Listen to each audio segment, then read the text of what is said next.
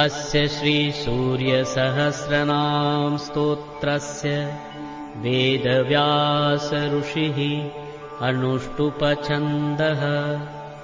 सविता देवता अभीष्टसिद्ध्यर्थे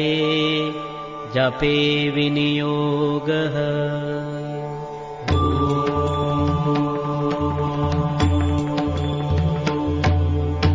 विश्वविद् विश्वजित्कर्ता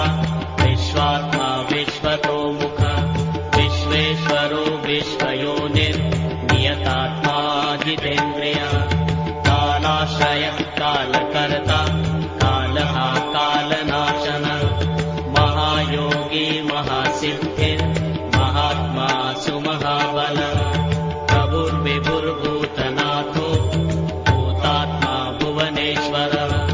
भूतभव्यो भावितात्मा भूतान्तःकरणं शिव शरण्यः कमलानन्दो नन्दनो नन्दवर्धन वरेण्यो वरदो योगी सुसंयुक्तः प्रकाशकः प्राप्तयानः परप्राणः भूतात्मा प्रियतः प्रिय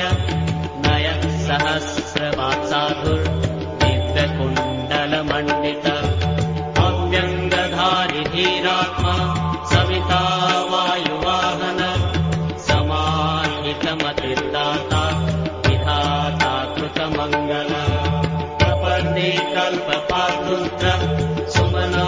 धर्मवत्सल समायुक्तो विमुक्तात्मा कृतात्मा कृतिनाम्बर अविचिन्त्य वपुश्रेष्ठो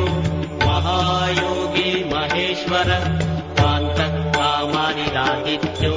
नियतात्मा निराकुलः सप्तसप्तिरचिन्त्यात्मा महाकारुणिकोत्तम सञ्जीवनो जीवनाथो जयो जीवो जगत्पति अयुक्तो विश्वनिलयः संविभागे वृषध्वज वृषाकपिः कल्पकर्ता कल्पान्तकर्णो रविः एकचक्ररथो मौनी